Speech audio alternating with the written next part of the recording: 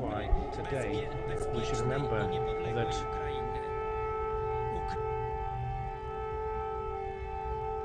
da ONU já fala em 660 mil refugiados deixando. It's a moment of hope for millions of Ukrainians who are placing that hope in the EU. We should be opening our doors wide for Ukraine before Putin closes his on them forever. I would ask every member here, every lover of democracy, to show their support for Ukraine. They're fighting for their freedom, ours and theirs. Slava Ukraini. Zu Wort gemeldet hat sich Herr Czolosz Dacia.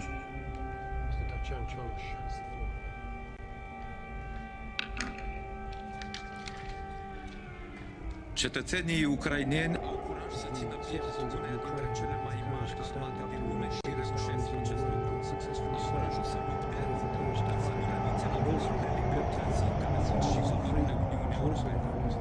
Este o lecție pentru oricine regim tiranic și criminal care vrea să năbușe în sânge și să bombardamente aspirațiile și valorile europene, democrația și alegerea viitorului libertate. Dragi colegi, această lecție a cetățenilor ucraineni este și pentru noi, cei care cu atâtea gata libertatea și pacea în ultimele vecini. Lecția noastră este că trebuie să avem determinare, curaj și să deschidem ascara către Uniunea Europeană tuturor europenilor care vor și care cred în acest proiect și să nu vă temeți, așa cum ei au putut ține pieptul ei just as they are standing up to a great army today, so they will have the strength to rebuild their country after this disaster. The Ukrainians deserve the EU opening the door wide for them. The same applies to Moldovans and Georgians. The Commission has taken courageous, historic steps in recent days, and this should continue. United, we are a great power, and this can also be seen through the help given by the citizens of Romania, Poland, Hungary, and Moldova and Slovakia to the refugees from the war. And countries that have opened their borders for refugees urgently need our support, and that must come. Slava Ukraini. Und das Wort hat unser früherer Präsident, jetziger Vorsitzender des Verfassungsausschusses previous President and current Chairman of the Constitutional Affairs Committee. Thank you, Mr. President. We are all Ukrainians. Tutta l'Europa, tutto l'Occidente, the whole of Europe, the whole of the West. We're on the side of freedom and democracy. We will continue standing up against Russian aggressors and stand up with the strength of our own values. The cohesion and the resistance that we've seen from the Ukrainian people and the strong role of Europe has forced Russia to sit at the negotiating table. We all want peace. Let us hope that the negotiations will lead to attaining fundamental aims such as peace. But peace cannot mean colonization of a free country. Many citizens of Ukraine are fleeing war, and we need humanitarian corridors with a refugee reception plan. We also need to take account of the events of the last few days and respond by having a true foreign policy and a true common defence policy. We need Europe to be even stronger in order to defend our values. We also need energy self-sufficiency. We need a single market for energy. If we're really to avoid being held hostage by any third party. And we also need solidarity. We need to help families and businesses. They've been mobilizing enthusiastically in favor of sanctions and willing to pay that price, but we need to ensure that we're helping those brave business people and families. We need to help them over the next few months and years, because it is true that freedom and democracy do come at a price. the price of our commitment. But our commitment has no price. We need to help those who have fought with such determination. Thank you. Ich erteile nun Frau Helene Fritzon. Helen Fritzon. Tack, herr talman. Kommissionen, Thank you, höga President. representanten. Ja, det är krig i Europa. Commissioner, Bomber High faller, Representative, civila mördas, bostäder blir we've seen ruiner war in och Europe. barnen Bombs are falling. gråter. Civilians are Putins invasion dying, children are får bara crying, houses are beskrivas som collapsing. kallblodig. Putin's Den invasion ryska statsledningen är can only be ensamt described ansvariga för as detta mänskliga lidande. Men EU står mer an enade invasion än in cold någonsin blood och without utan any de regard for största human och mest suffering. kännbara The EU is more united than ever, unionens historia. and we are adopting the harshest sanctions in the history of the EU. President Zelensky, people of Ukraine must understand that the EU stands with them. We show solidarity. Putin will see that there is powerful, tangible action to stand up to him.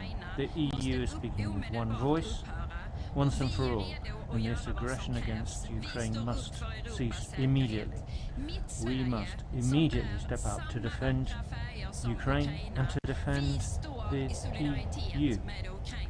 The Swedish flag has the same beautiful colours as the flag of Ukraine, and we stand with the people of Ukraine.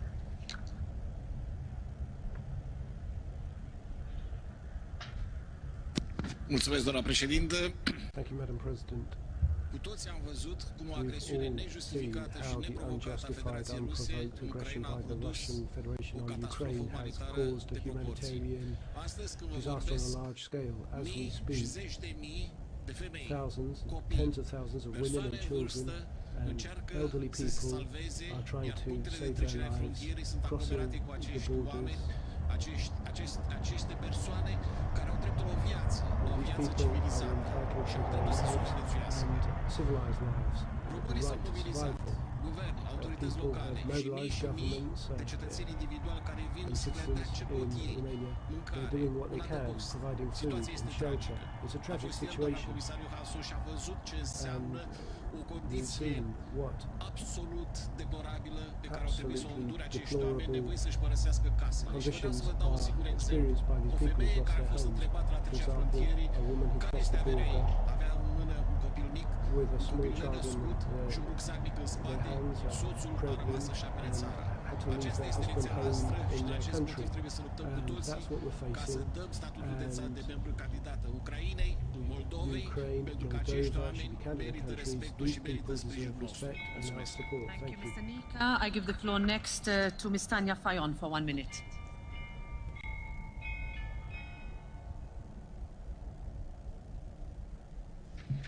Hvala. Spoštovani, nisem si predstavljala, da bom Thank you. kadarkoli na Ladies and tem odru gentlemen, pozivala, I didn't imagine I would ever ustavite stand vojno here v on this Ukrajini. stage and state, Ustavi je treba stop the war in Ukraine. glasnike vojne, Those who zatiralce advocate for svobode, war, pravne suppress države, freedom, the rule of law and demokracije, human rights must be človekovih stopped. pravic, nacionalistični avtokrati tudi Nationalistic v Evropi autocrats also in bodo Europe rušili will be demokracije, toppling dokler jih ne bomo democracies until we ustavili. stop them.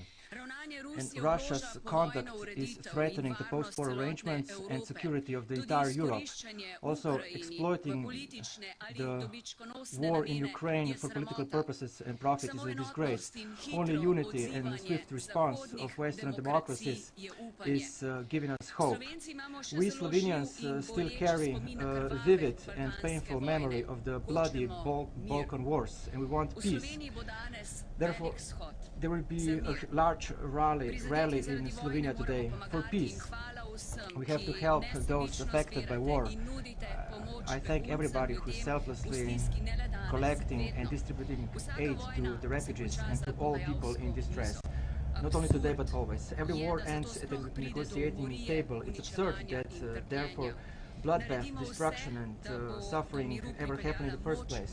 We should do mednarodnega everything prava in in our power besede that in peace ne is achieved through the argument power sile. of Hvala international law and Thank you words very and not much, due to the Ms. argument of Fayon. force. I give the floor next to Thank you. Nils Ujakovs for 1 minute.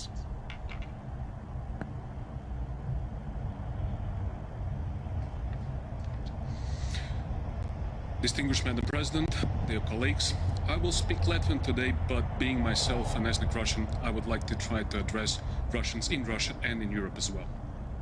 Šobrīd, kad Kremlis izteno zemisku un noziedzīgu karu pret Ukrainu, ir kauns būt Krievu. Tā tas nav. Krievija tiek aizturēta this war against Ukraine, and we see that Russia should be ashamed. But Russians are protesting. And in Europe, there are a lot of protests as well. And a lot of Russian speakers in Europe, they are taking part in these protests as well. Being Russian isn't a shame.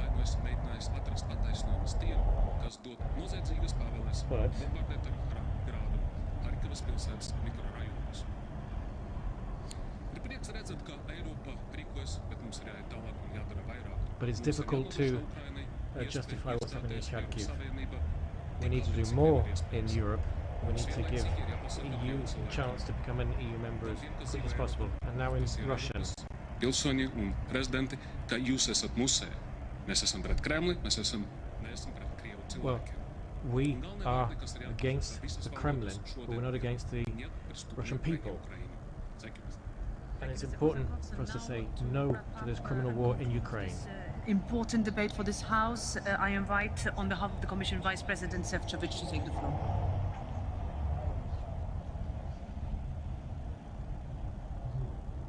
Madam President, Honourable High Representative, my dear colleague, Commissioner McGuinness, honourable members of the European Parliament, but first and foremost, dear Ukrainians, Szanowni Ukraińcy.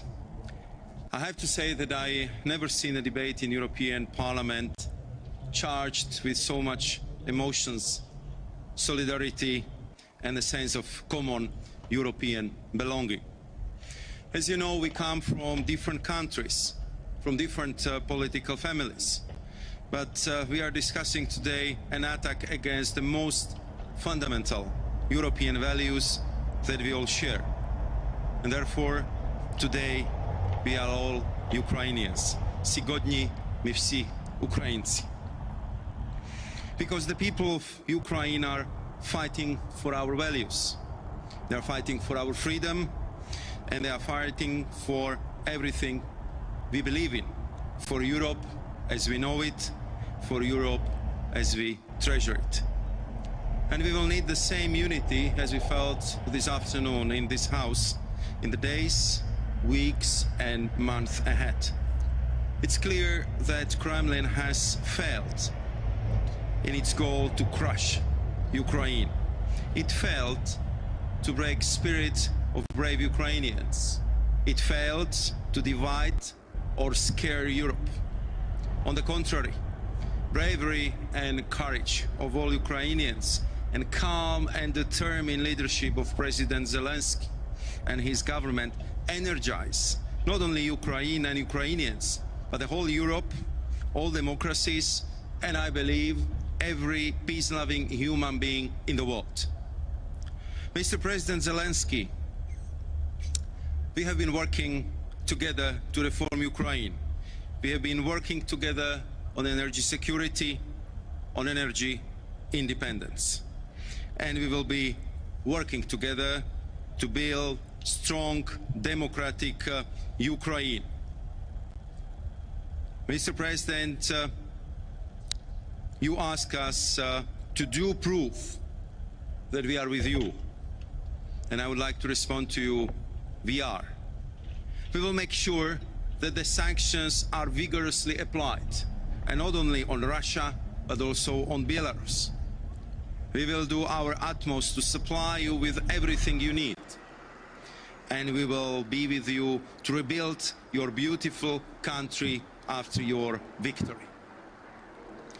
Nobody in Europe can doubt today that the people that stand up so bravely for our European values belongs in our European family.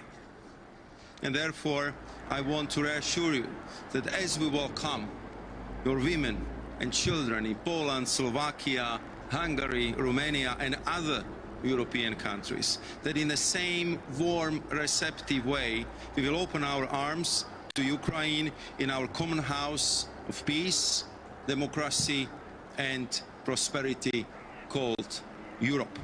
Slava Ukraini!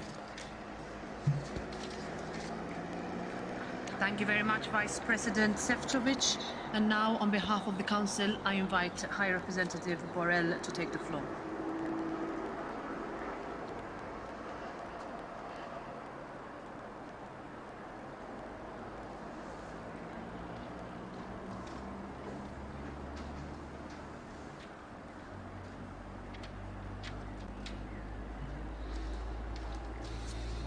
Señora Presidenta, querido comisario, señoras y señores diputados.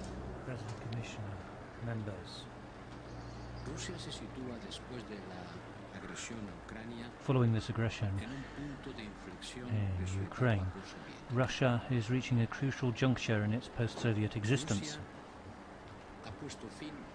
Russia has come to the end of an era in its relations with the EU. The Minsk agreements are now a thing of the past. Putin has done away with them. They were not perfect. They arose at a point in time when we needed a ceasefire in a previous conflict. Nonetheless, those agreements guaranteed Ukrainian territorial integrity,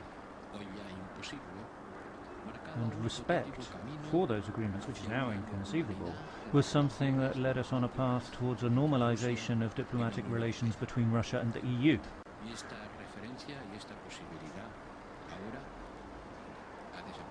That is now inconceivable. And this is why I'm saying that Russia has now reached a turning point in terms of its post-Soviet existence. This awful conflict can only lead to a positive outcome of a return of Russia to the fold of respect for fundamental principles. This is the opportunity which we have in the EU. We need to seize this opportunity to put forward mechanisms and treaties that will ensure that there are mechanisms in place for ensuring security. Stronger mechanisms in place that will allow us to be very vigilant about their implementation. In the enthusiasm of a parliamentary session, one can forget that the path of dialogue, the path of speaking and listening to one another, is at the heart of what we do in Europe. We should not forget that.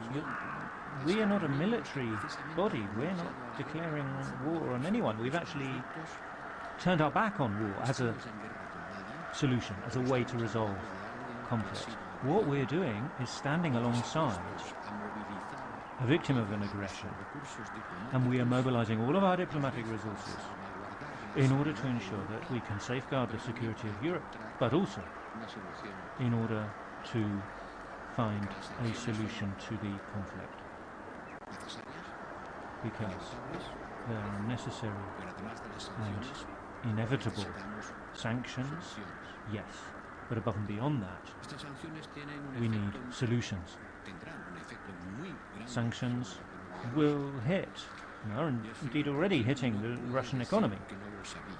And Putin cannot claim ignorance of that.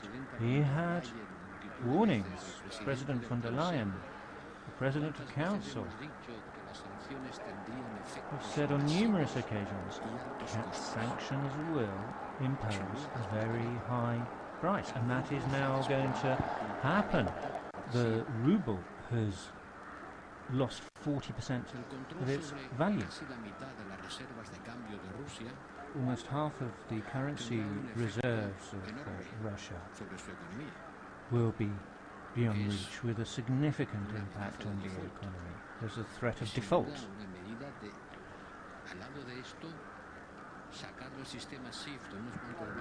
So taking a few banks out of SWIFT is child's play compared to this.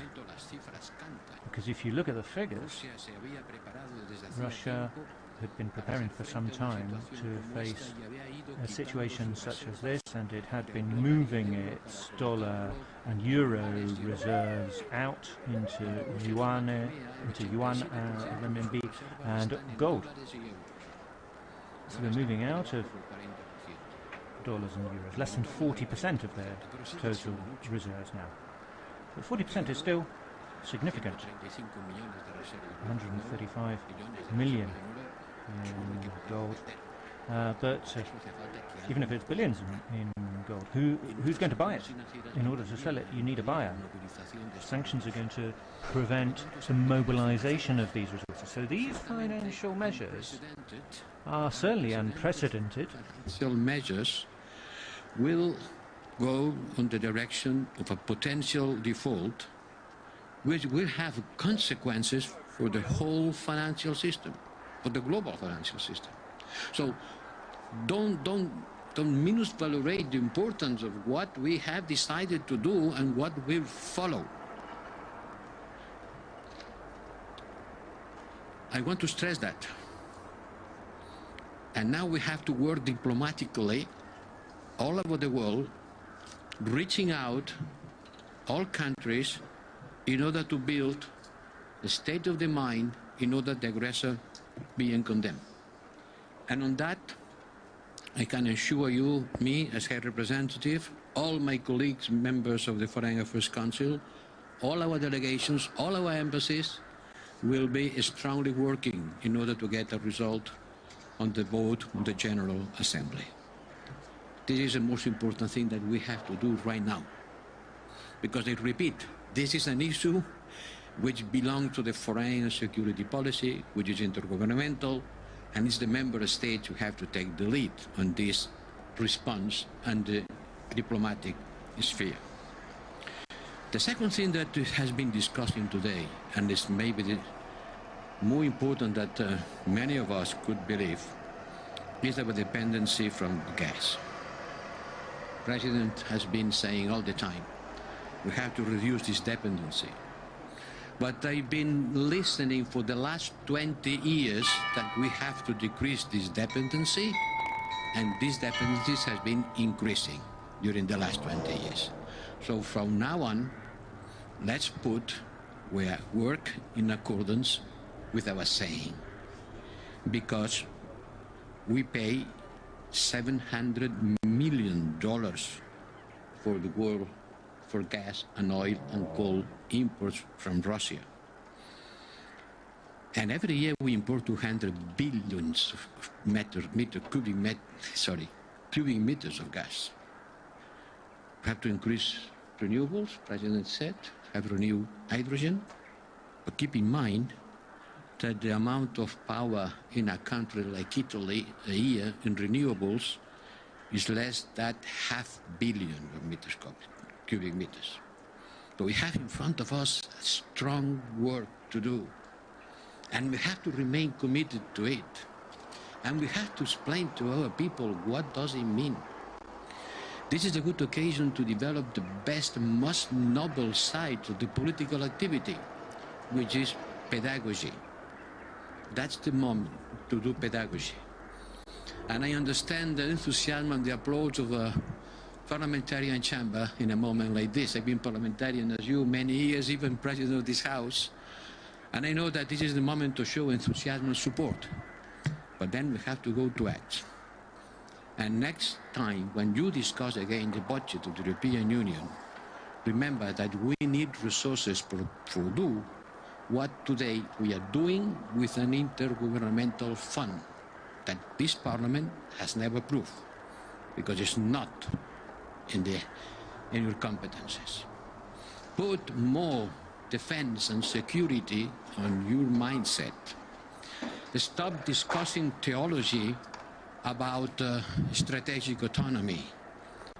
Call it the way you want, but we have to be more responsible. We have to take our responsibility more in our hands. We have to be strategically responsible. And this has nothing to do against weakening the transatlantic alliances, which, by the way, have been proven to be stronger than ever.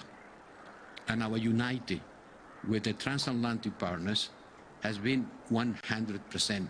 Nothing against weakening NATO, because we develop our capacities. We have to become a hard power. I know that the words may afraid someone, but hard power, I insist, is not just talking about military. Hard power is having a power to coerce, the power to influence the decisions of the others. And what we are doing on these measures is a lot of hard power. Be prepared for the answer. Be prepared for the consequences. Don't put all your strength in your mouth. Don't say nice things only. From now on, we have to be prepared to resist. We have to be prepared to act in the long term with a clear understanding of which are our challenges and our capacities. This is the moment for the European Union to discuss about what do we want to be, what we are, which are the limits of what we can do, and what do we want to do in the future. And in order to face the challenge of the future, there is a lot of things that we have to review, a lot of things about our procedures, our methods, putting more attention on our capacity to act than in the time that we spend on internal discussions. What's happening today in Ukraine, remember me, Budapest in '56. I was 9 years old, but I remember listening to the radio how the Russian chars were entering in Budapest. But remember me, '88, the Prague Spring. I was an officer in the Spanish army then, and my unit was put into alert. I don't know why, because it was completely useless. On both cases, we did nothing, because we couldn't do anything.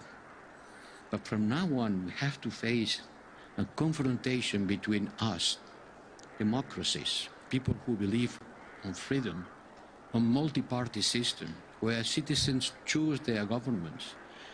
When we live in a free market economy, trying to put together economic efficiency and social cohesion with the autocratic regimes, which are supporting themselves with a clique of people who take advantage of the system, while the great majority of the people don't improve their living conditions. All the war treasury that Putin is taking from our gas payments doesn't go to increase the well-being of the Russian people.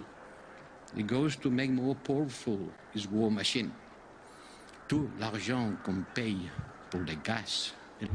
Everything which is being spent on Russian gas and other goods are not helping the people of Russia. That's just going into military expenditure by Russia. And I think very honestly that the time has come for Europe to think of itself. What do we actually want for the future? What do we want to be in the future? And I think we want to be something more than what we are now. That is the true challenge which we will have to face over the next few weeks, months and years. And that is why the Conference on the Future of Europe can play a very important role. Thank you very much. Thank you very much, High Representative. That concludes the debate. The vote is already open and will be open until 4:15. And I now invite all the colleagues. There are as many people in the Esplanade waiting for us to address them. Looking forward to that. Thank you very much.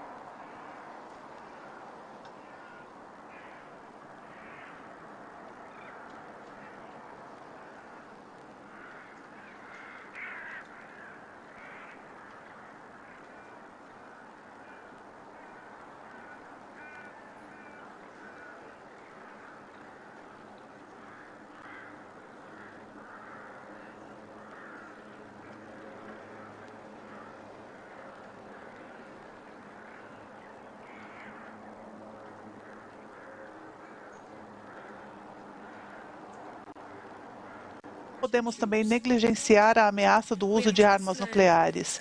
Soubemos que as tropas de Lukashenko também entraram na Ucrânia e não há dúvida que Belarus é um coagressor nesse conflito.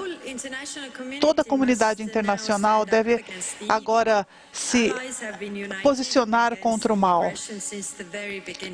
E nós estamos contra essa agressão desde o início e tenho orgulho de dizer isso. Temos testemunhado uma mudança de políticas nos mundos democráticos, todas em apoio à Ucrânia e com o objetivo de isolar o agressor. Algumas parecem até impensáveis até alguns dias atrás. A OTAN precisa de uma estratégia de defesa e deve estar preparada para se defender as partes mais vulneráveis dos países com os quais fazem fronteira. Isso inclui estabelecer a presença permanente em terra, no ar, a postura defensiva e a urgência defensiva nos planos de atualizar os planos de defesa da OTAN. Ao mesmo tempo,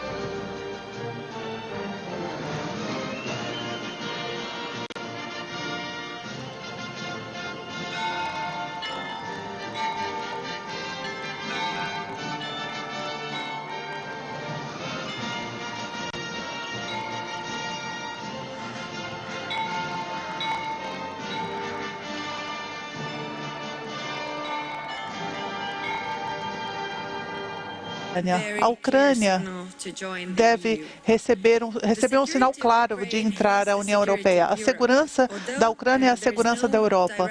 Embora não haja uma ameaça militar às nossas fronteiras na Estônia, a OTAN deve se adequar à nova situação de segurança. Nós devemos tratar da defesa em terra e da defesa aérea. As decisões já tomadas para fortalecer a defesa aqui, nós hoje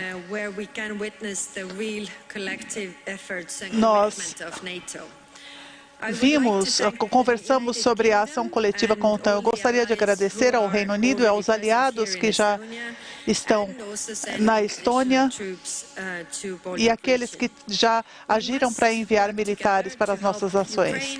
Devemos trabalhar juntos para fortalecer a Ucrânia e fortalecer as nossas próprias defesas. Muito obrigada.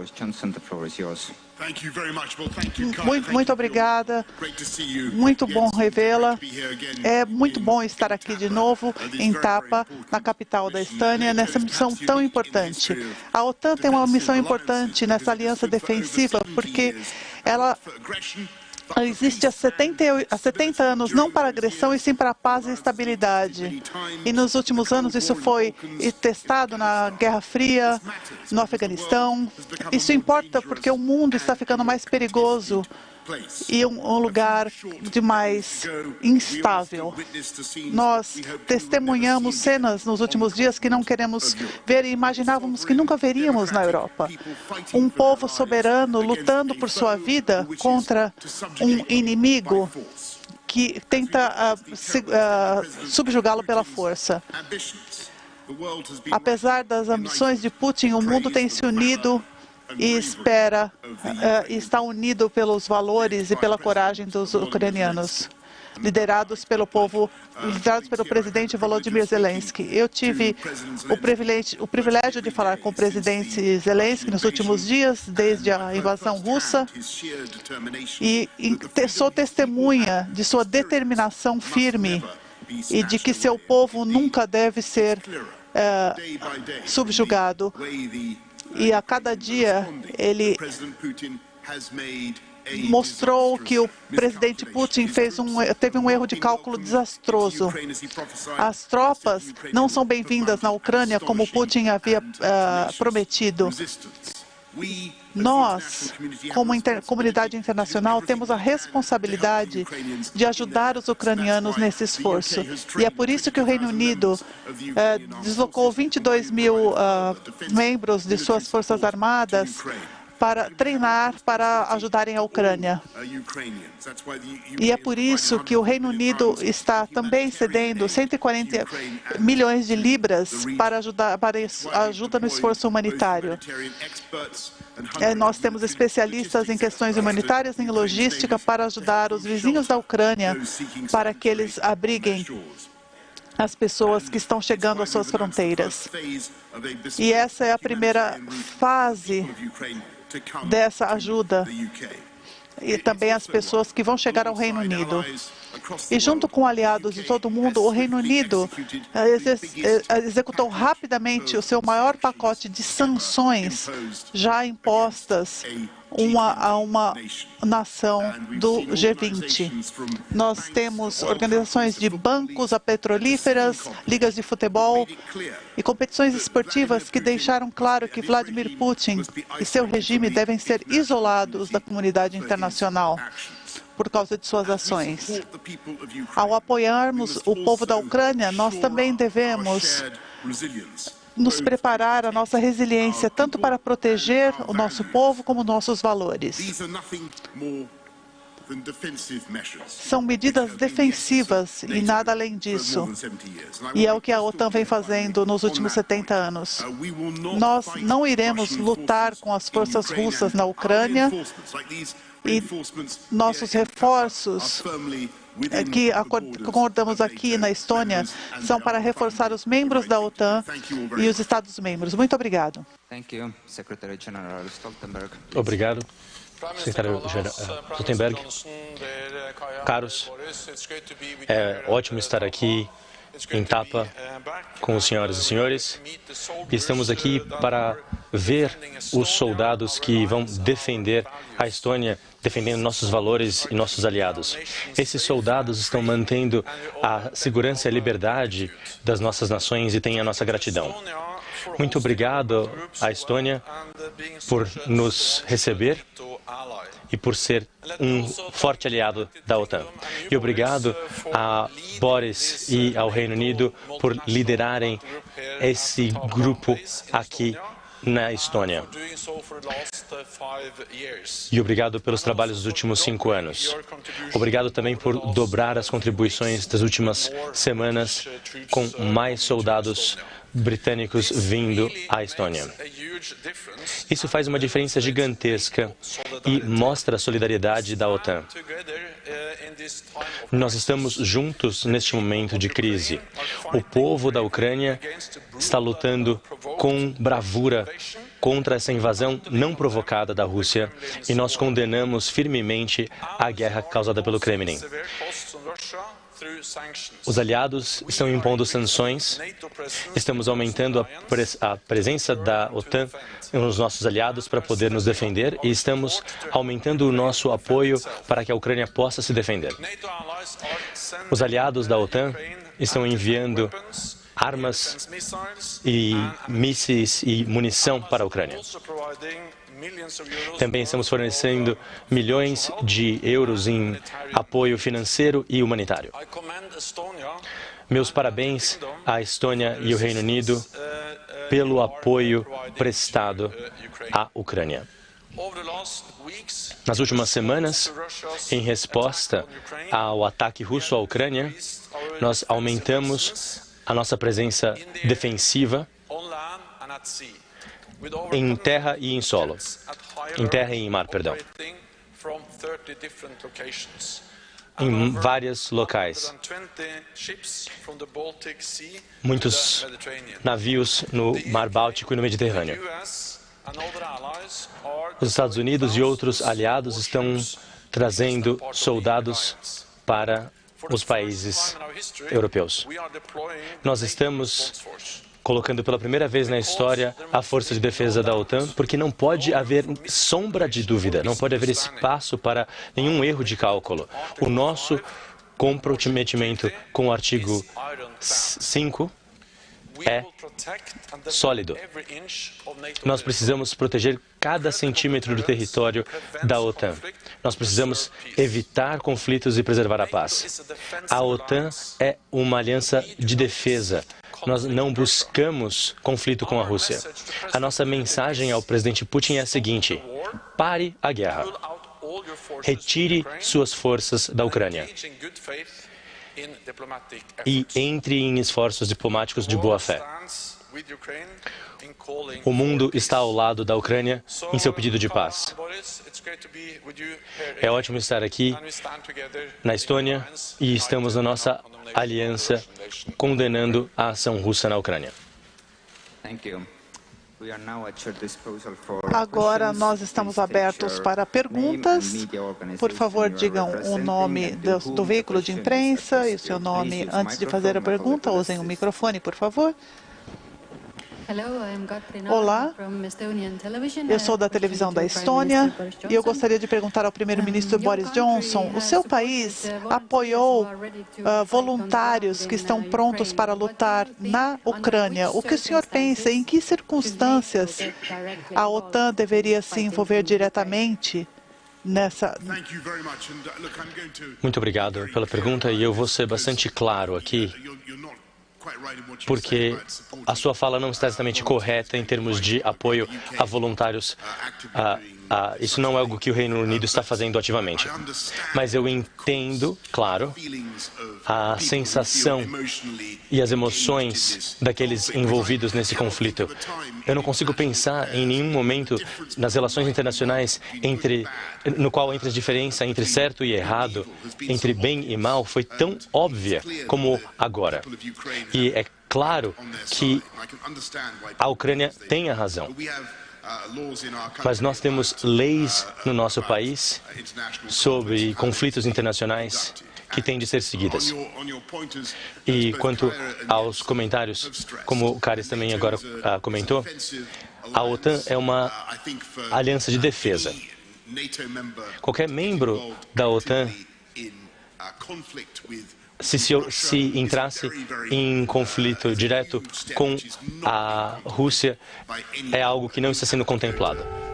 Membros da OTAN não estão contemplando entrar em contato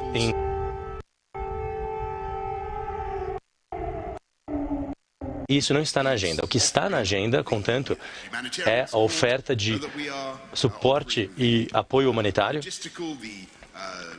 apoio logístico, defensivo e de armas letais.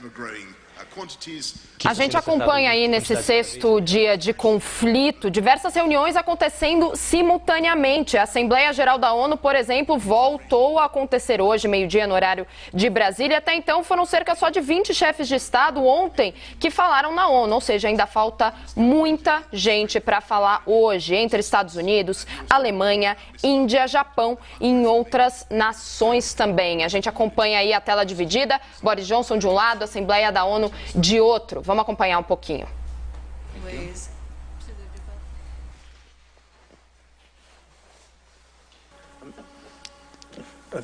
Muito obrigado. Agora, eu gostaria de fazer uma pergunta para os três agora. Há muitas cidades sob bombardeio nesse momento, especialmente a cidade de Kharkiv. E a cidade de Kiev parece estar sendo cercada por um comboio gigantesco da Rússia. Essas táticas usadas pelas forças russas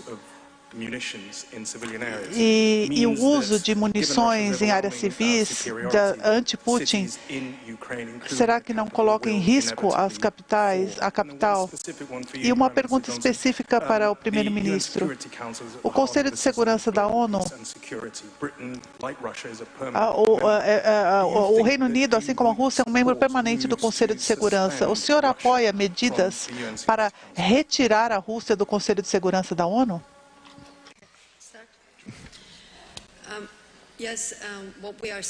O que nós vemos na Ucrânia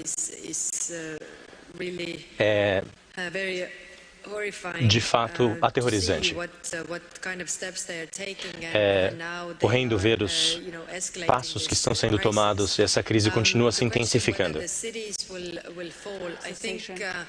A pergunta sobre se as cidades cairão. Não valorizamos o suficiente inicialmente a bravura e a defesa dos ucranianos para se defender. Os russos querem conquistar as cidades e querem tomar as cidades para si. E eu acho que haverá muita resistência dos ucranianos.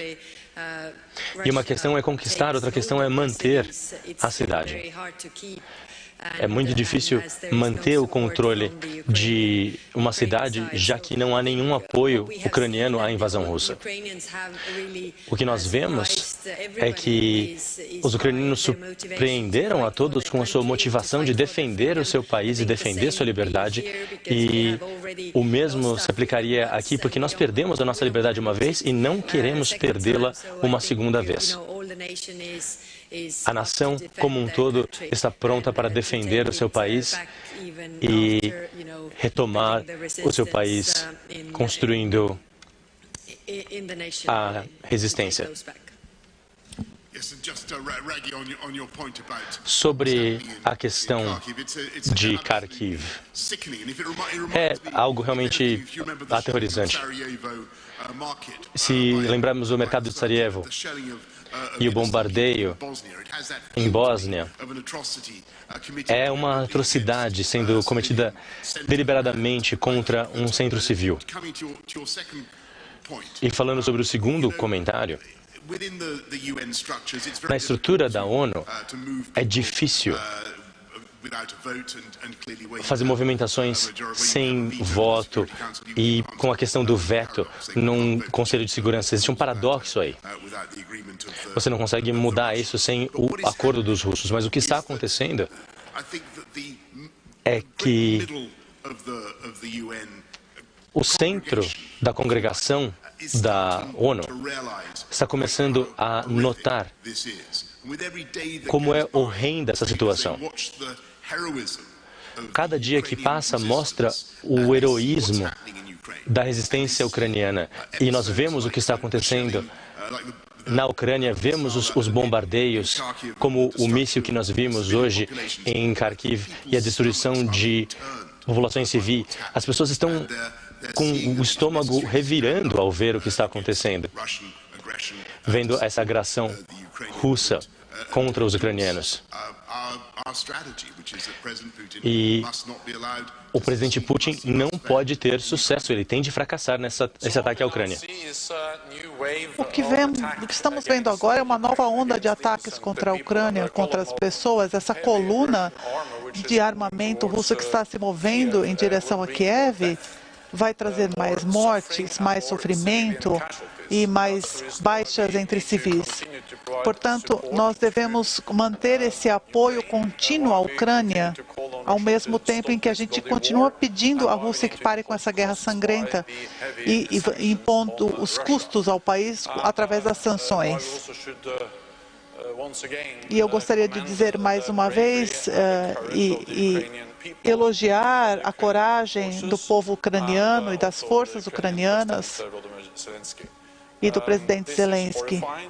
É uma situação aterrorizante, inaceitável, é uma violação completa do direito internacional.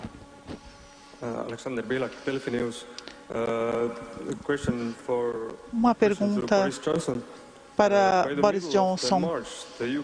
Em março, o Reino Unido terá enviado mais de 2.000 soldados para apoiar. E o que vai... Qual seria o ponto que faria... Qual seria o limite a ser atingido para esse envio? Muito obrigado pela pergunta. Nós estamos muito orgulhosos de estar aqui com os nossos aliados franceses, dinamarqueses e, é claro, com os anfitriões estonianos. Nós estamos dobrando aqui o nosso compromisso, que é um grande compromisso sendo feito.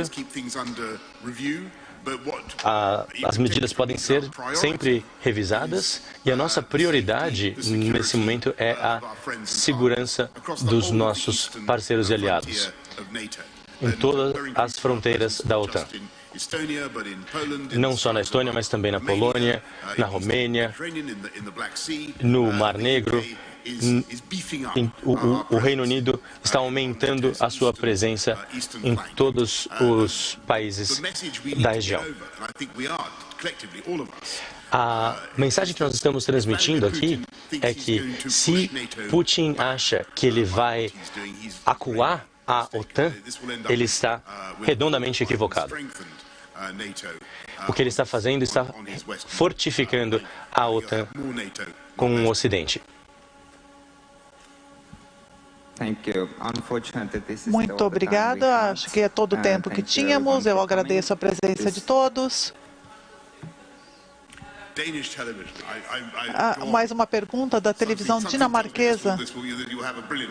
Algo me diz que a sua pergunta vai ser muito interessante. O senhor aumentou o número de tropas na última semana. O senhor gostaria que a Dinamarca também aumentasse o número de tropas? Eu tive um excelente discurso com o primeiro-ministro, com a primeira-ministra, e ela entende muito bem a situação, e eu entendo e fico contente de ver o aumento da contribuição dinamarquesa. É sempre muito bom contar com a Dinamarca e a sua contribuição, mas eu hesitaria em comentar mais. Baseado nas questões feitas, nessa semana foram feitas questões difíceis. Uma jornalista ucraniana enfrentou o senhor hoje com perguntas difíceis. Foi um momento bastante emocionante. Como o senhor está apoiando, se na verdade não está cedendo a esse pedido para lutar diretamente na Ucrânia? Só voltando aqui aos pontos que foram feitos pelos colegas, é muito importante que entendamos que a OTAN é uma aliança de defesa. Este é um momento no qual erros de cálculos e de entendimento são muito delicados e precisamos entender tudo com muita clareza. Isso não quer dizer que nós não possamos auxiliar os nossos amigos ou que os nossos amigos não tenham direito à autodefesa. E é isso que nós estamos fazendo. Quando falamos de uma proibição de voo, por exemplo, nós temos que aceitar a realidade de que isso envolve o abate de aeronaves russas, caso eles desrespeitem essa imposição. E esse é um grande passo. Não é apenas um ponto de um único país da OTAN. Muito obrigado a todos. Vamos repercutir, então, essa entrevista coletiva de Boris Johnson, do premier da Estônia e também do... Mr. President, colleagues, there is also an imperative need to quickly return to the negotiation process in a constructive, flexible fashion on the basis of current international mechanisms in strict adherence to international law, the principles of the Charter of the United Nations, Resolution 2202, which is of a compulsory nature under Article 25 of the Charter, including the respect for the sovereignty, independence, and territorial integrity of states.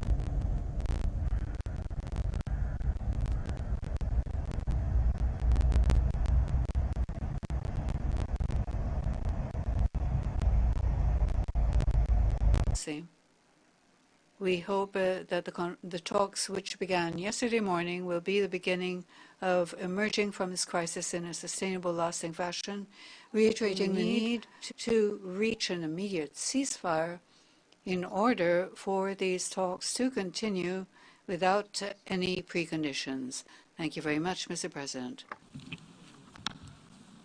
I thank the distinguished representative of Paraguay.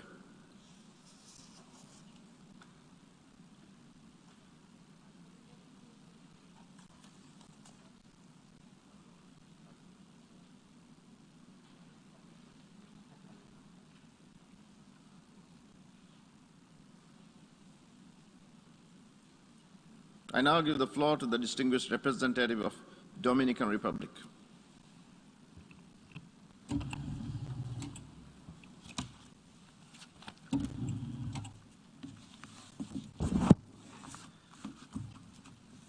Senhor Presidente. Mr. President, Mr. Secretary General, we are grateful for the speed with which our President responded by convening this emergency situation to deal with the situation created by the military occupation of Russia in Ukrainian territory, which is also a full member of this organization. We acknowledge the efforts of the Secretary General and His Excellency and Your Excellency in order to bring dialogue and cooperation back to the table at this difficult period for humanity. As expressed by the President of the Dominican Republic, Luis Abinader, and I quote, "Our country is shaken by the military invasion of Russia against the people of Ukraine. The Russian Federation, with this decision, is violating the Charter of the United Nations, the Minsk Agreements, and the Budapest Memorandum, as well as countless resolutions of the Security Council and of this very General Assembly. With this action, they are violating core principles of international law, such as the respect for the territorial integrity of states, the commitment to resolve disputes through peaceful means, and to refrain from the threat or use of force, as well as respect for political independence and non-interference in the internal affairs of other states." Mr. President, the Dominican Republic, a staunch believer in peaceful coexistence between peoples, a defender of an international legal framework which guarantees fundamental rights, speaks out by co-sponsoring this resolution and voting for it. The resolution, aggression against Ukraine, will be presented at the special emergency session. And we reiterate our call to lay down arms urgently and to give priority to diplomatic negotiation. After this terrible pandemic, what this world is solidarity and peace. We do not want any further deaths and grief. Hundreds of people have been killed, and the humanitarian and economic consequences are unpredictable. President, colleagues, as representatives to this organization, all of our countries, big and small, have the responsibility and the duty to respect the Charter of the United Nations. In the case of my country, the Dominican Republic, these values are non-negotiable. As a founding member of these United Nations, we will continue holding high the democratic principles that brought us all to San Francisco in June of 1945. We deplore that today we are discussing this painful topic, and we call on all delegations to firmly and decidedly support the desire and the wish of Ukraine and of all countries of the world to live in peace. Today,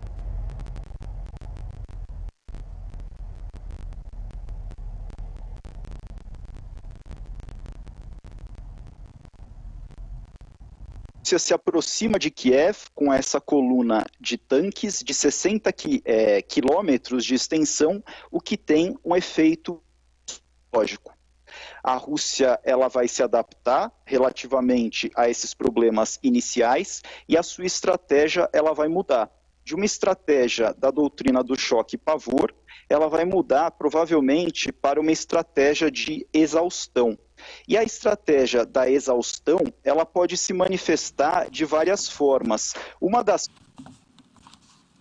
Thank you, Mr. President, Mr. Secretary General, colleagues. The Republic of Suriname has taken note with great concern of the Russian invasion in Ukraine and strongly condemns this military intervention. Suriname supports the principles of international law as enshrined in the Charter of the United Nations and underscores the independence and territorial integrity of Ukraine. The Russian invasion of a sovereign and independent state cannot be accepted and under any circumstances it must stop immediately. This invasion will have far-reaching consequences. a serious threat to peace and security, both in the region and the world.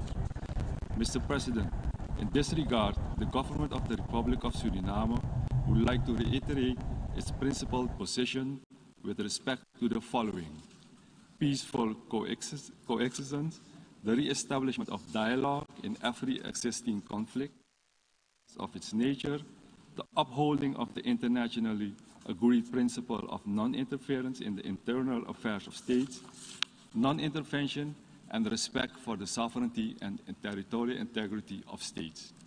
In light of the above, Suriname urges all parties involved to engage responsibly and practice restraint in order to prevent destabilization of the region. Mr. President, there are no winners in any war.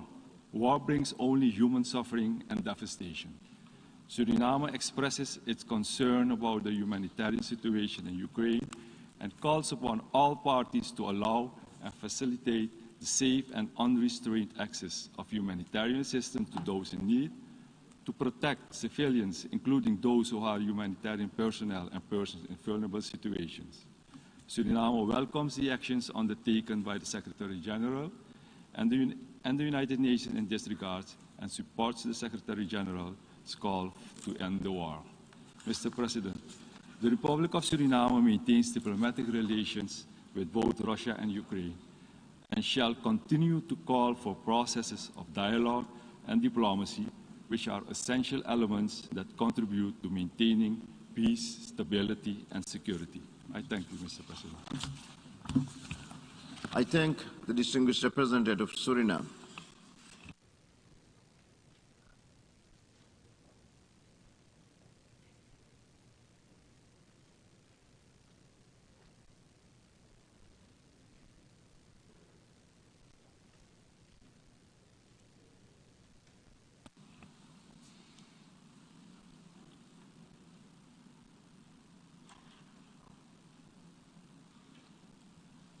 And I now give the floor to the distinguished representative of Brunei Darussalam.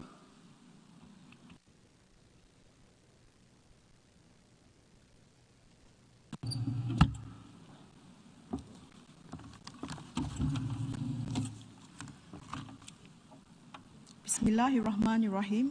Mr. President, Mr. Secretary General, Brunei Darussalam expresses concern over the escalation of tensions and military actions in Ukraine and continues to closely monitor developments in the country. Brunei Darussalam condemns any violation of sovereignty, independence, and territorial integrity of any country and reiterates the importance of upholding the principle of rule-based framework and respect for international law. Finally, Brunei Darussalam calls on all parties directly involved to de-escalate tensions and refrain from acts that may aggravate the situation further and settle all differences by peaceful means without resorting to the threat or use of force in accordance with the UN Charter and international law in the interest of maintaining international peace and stability. I thank you, Mr. President. I thank the distinguished representative of Brunei Darussalam.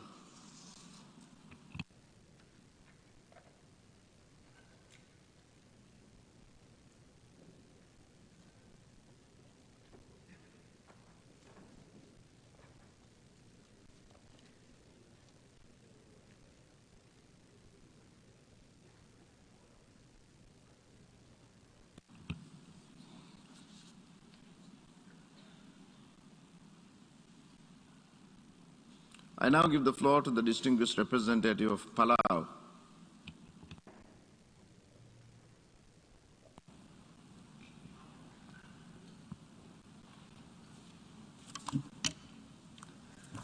Mr. President, Secretary General, Excellencies, ladies and gentlemen, Palau aligns itself with the statement made by Fiji in its capacity as chair of the Pacific Island Forum. We additionally make the following statement in our national capacity. Ukraine and Palau have little in common. One is a large post-Soviet state in Eastern Europe, and the other is a small blue ocean state, an archipelago of tropical islands in the Pacific. Yet we feel a certain kinship with Ukraine because we could be considered close siblings in the birth of nations. Ukraine became independent most recently in 1991, and Palau shortly thereafter in 1994. And it hasn't escaped us that if the turns of fate had had one of our former colonizers act with the aggression of Russia towards us, that it would have been our people who are suffering the atrocities of war that's happening in Ukraine today. That it might have been my own 5-year-old that was killed in the kindergarten that was bombed. That it might have been a Palauan grandfather who fled his home with nothing except the belongings on his back. That it might have been a Palauan woman who would have been forced, on what should have been one of the most joyous days of a woman's life, to give birth in a bomb shelter against the booming noise of the missile strikes in the background. Or finally, that it might have been hundreds of our civilians who would have been killed in their homes, all in pursuit of Putin's self-proclaimed principle of historical unity. As we look around the room, few of us are immune to historical unity as a justification of war. In fact, our colorful histories are often the basis for the woven identities of many of us. How many of us are former colonies and or lived under a foreign rule at one time or another? How many languages are spoken in our countries? And so on. Our historical past is part of the beauty of our fabric as an integrated world, not a perverse excuse to wage an unprovoked war on our neighbors. In this spirit, Palau asks for your vote in favor of today's resolution to condemn Russia and its use of force against Ukraine. Call your capitals. Make the case that we must defend the UN Charter. We cannot stand by as Russia looks to dismantle the rules-based world order in pursuit of its own self-interest. The German Lutheran pastor Martin Niemöller wrote the following while reflecting on the danger of inaction in World War II. First they came for the socialists, and I didn't speak out because I was not a socialist. Then they came for the trade unionists, and I did not speak out because I was not a trade unionist. Then they came for the Jews, and I didn't speak out because I was not a Jew. Then they came for me, and there was no one left to speak for me. Ukraine, Palau stands with you. We will continue to speak out and fight for the principles of the UN Charter, human rights, and international law. We will continue to oppose the inhumanity wrought by unjust, illegal warfare. We call on all member states to join us. Thank you. I thank the distinguished representative of Palau.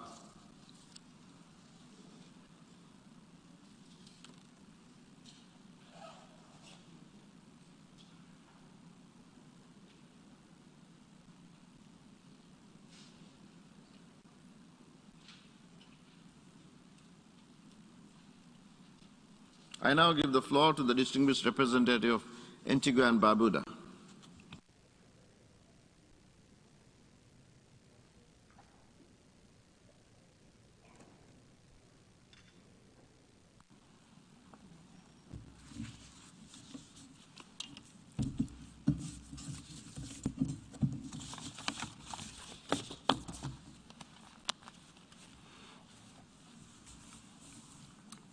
Mr. President, Mr. Secretary General, colleagues, I stand before you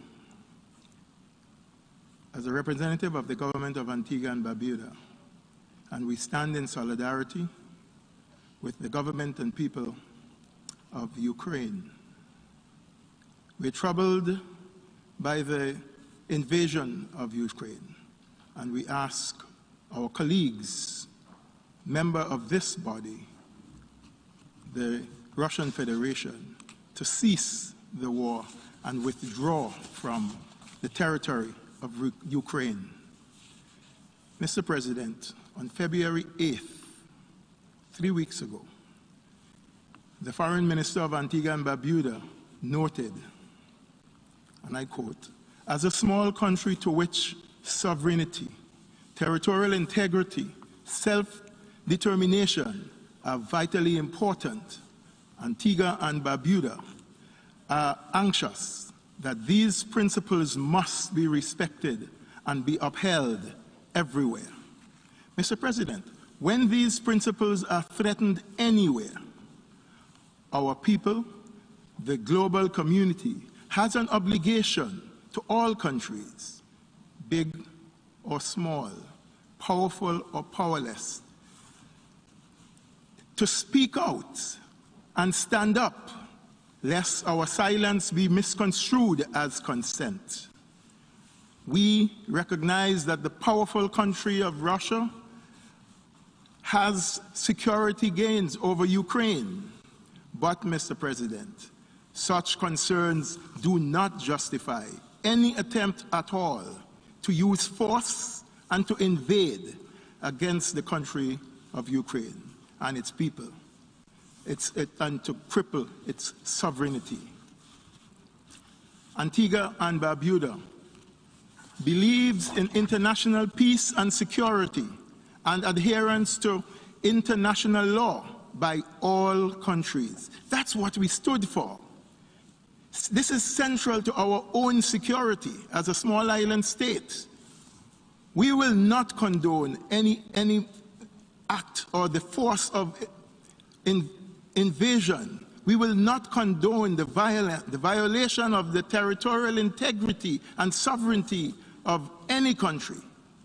Therefore, Mr. President, we reject in the strongest way possible the use of force that is currently being waged upon the independence and sovereignty of the country of Ukraine. We ask our friends again to stop and remove all troops from the territory of Ukraine.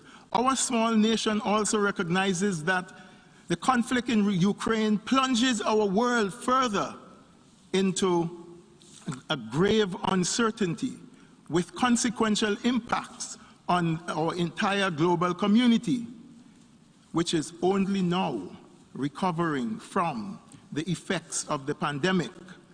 The conflict in Ukraine has derailed the discussion on the recent report of the IPCC and takes away much effort that is needed to deal with the issues of climate change. Mr. President, in the recovery from the pandemic, small states like mine have seen, according to UNTAD's report, essential goods increased on an average of about 7.5%. This crisis only exacerbates the situation in these island nations. This situation must stop, Mr. President. This is a crisis for all of us, and we all must speak out for diplomacy. We all must support this resolution. It means as much to the small states as the big states. My government fully supports the efforts of the Secretary General, and we urge Russia, the Russian Federation, to return to the table and choose diplomacy over confrontation. We, as a small state, would have hoped that the nations of the world had placed conflict before confrontation and that this was behind us. We hoped that the use of force to coerce a sovereign nation was a thing of the past. We hoped, Mr. President, that all countries of the world had matured enough to accept consultation over confrontation and negotiations over provocation.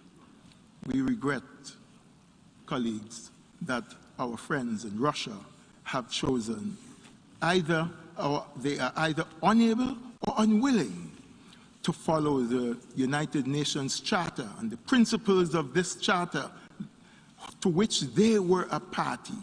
We ask that this war be ceased and stop.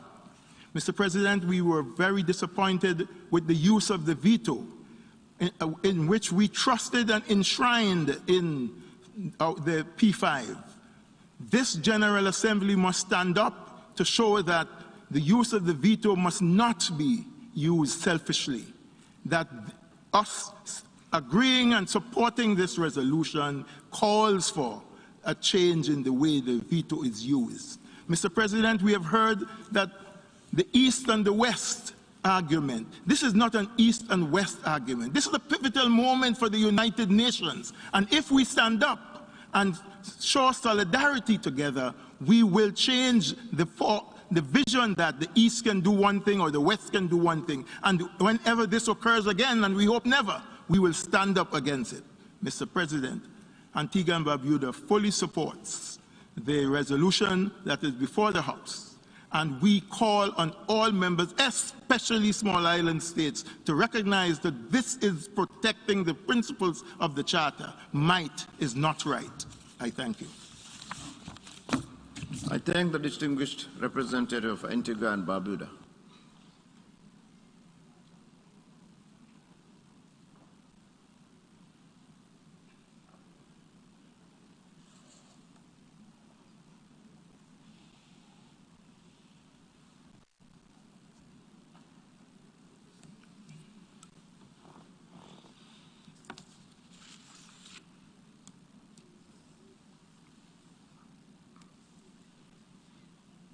I now give the floor to the distinguished representative of Ghana.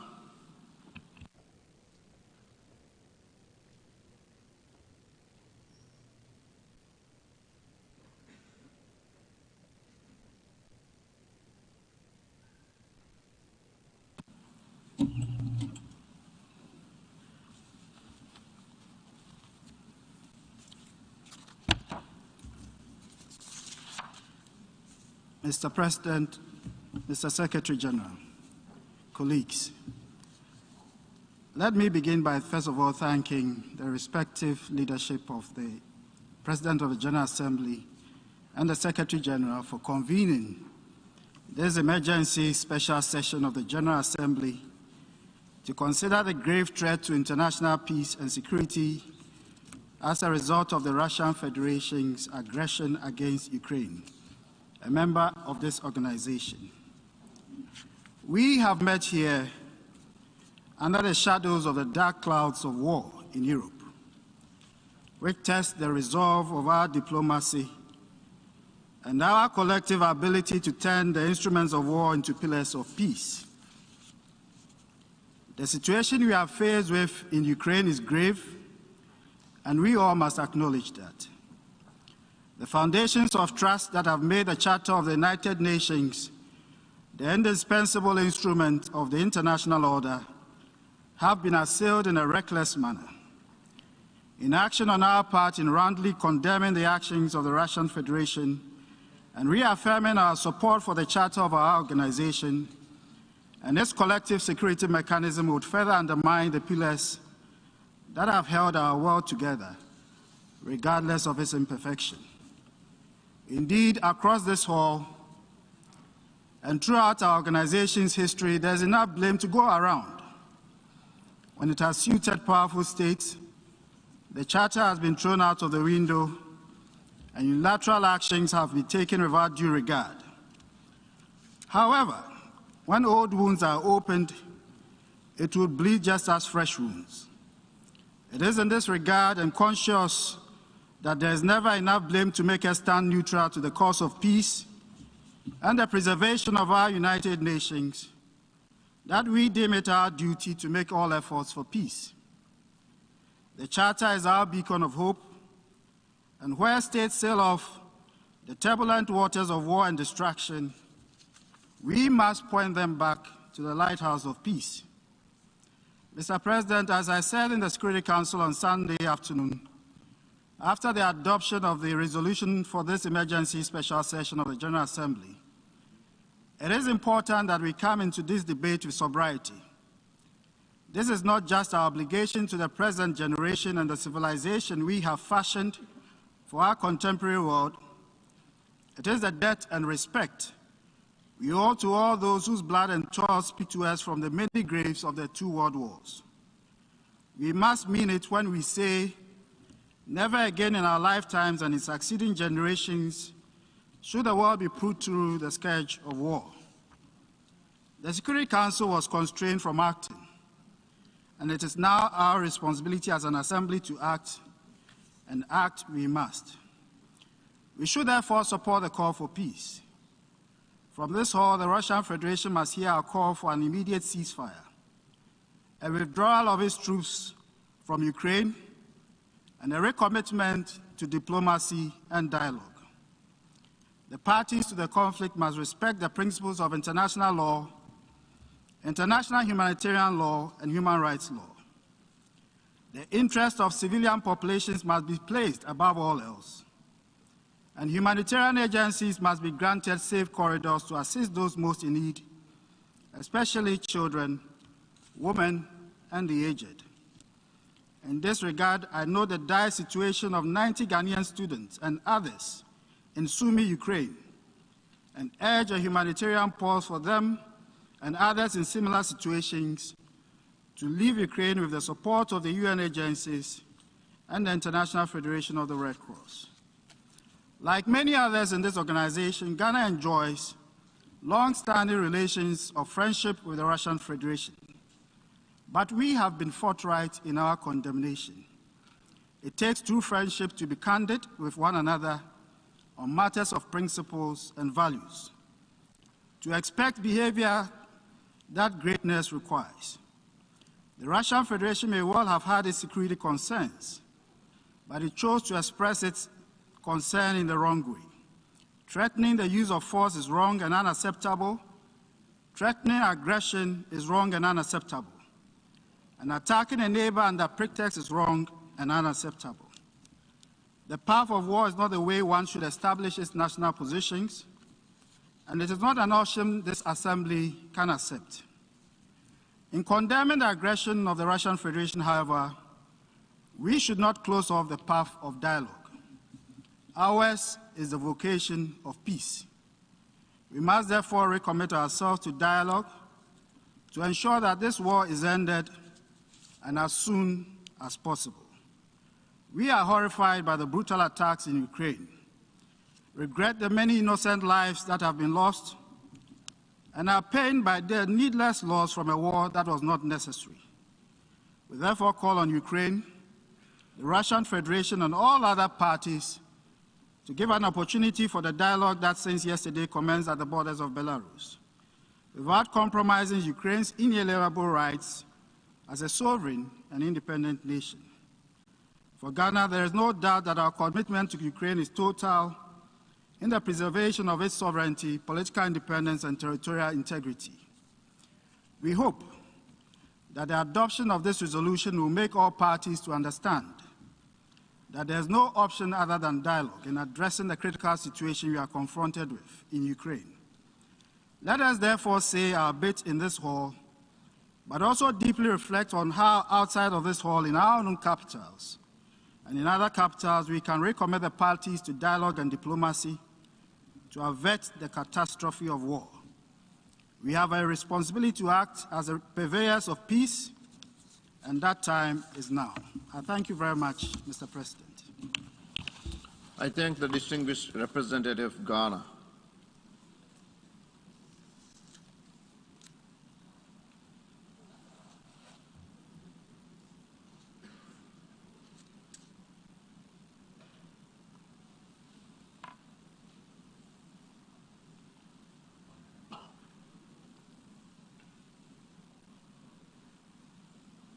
I now give the floor to the distinguished representative of the Federated States of Micronesia.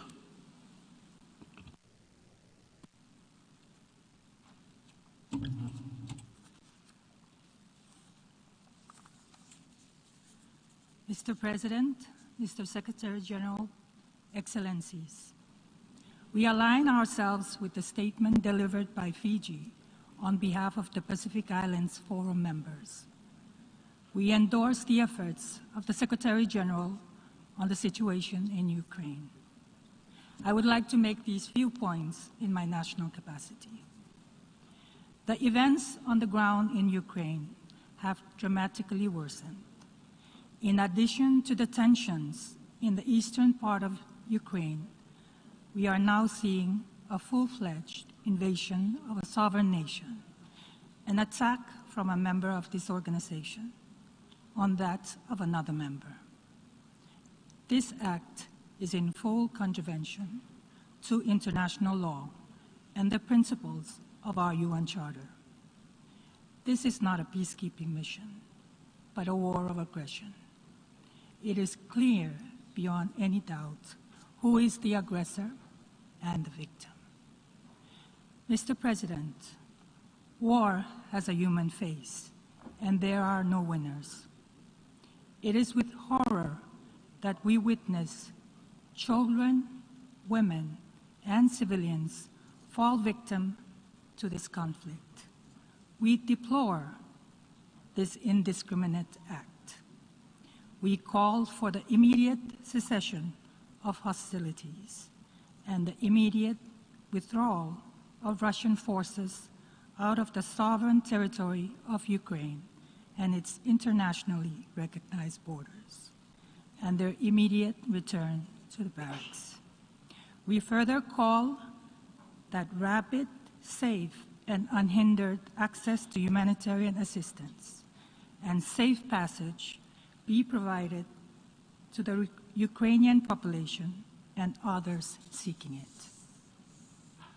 Mr. President, Micronesia is a small and peace-loving country. The principles of our nation's constitution, which unites our Micronesian island nation and its people, are closely related to the principles of the United Nations Charter. We are encouraged by the strong expressions and actions of the United Nations, particularly those directed at the protection of human rights, as well as under humanitarian law, and the prevention and suppression of armed conflict. We are thus deeply concerned by the abhorrent acts of the Russian Federation. I cannot overstress our determination to stand united with the people of Ukraine. In solidarity, the Federated States of Micronesia, as announced days ago by our President, has severe diplomatic relations with the Russian Federation. Mr. President, diplomatic negotiations are needed in good faith and on equal terms if peace is to have a chance. We urge parties to take the path for peaceful dialogue. We draw inspiration from the strength and resilience of the Ukrainian people in the face of overwhelming forces. Micronesia stands in solidarity with them, and we have co-sponsored and will vote in favor of the draft resolution, Aggression Against Ukraine. I thank you. I thank the distinguished representative of the Federated States of Micronesia.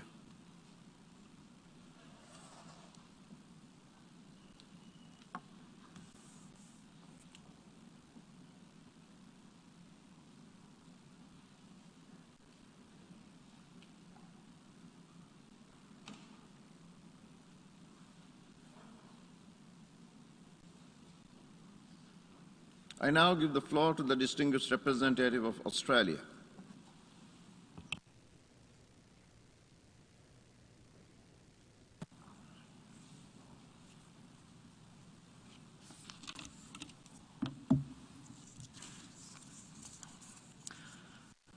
Mr. President, Secretary-General, colleagues, but particularly our dear friend, the Ambassador of Ukraine.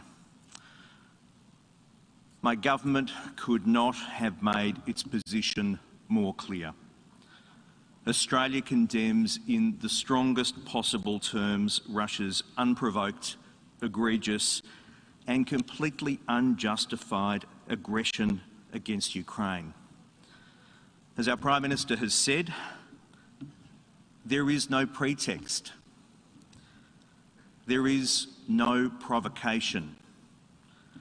There is no just cause that Russia is seeking to pursue. These are unilateral, hostile actions. Mr. President, the UN Charter, it says, "We, the peoples of the United Nations, committed to unite our strength to maintain international peace and security." Yet, Russia has chosen war. We strongly reject any assertions or excuses that Russia's actions are motivated by humanitarian concerns. We call Russia's actions for what they are: a brutal invasion and a direct attack on the people of Ukraine. President Putin and the Kremlin have ignored repeated high-level calls to engage in genuine reciprocal dialogue over security concerns. As our Foreign Minister has said, and I quote, "The assertion by President Putin of Russian soldiers acting as peacekeepers is an obscene perversion of the noble and vital role that generations of peacekeepers have played across the world. Russia's actions are deplorable. Russia's actions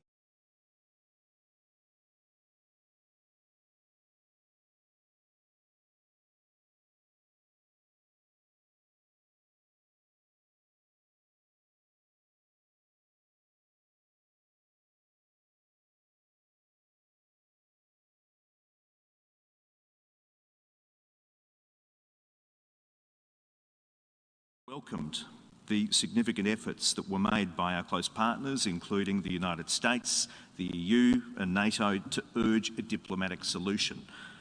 Unfortunately, those efforts have failed for now.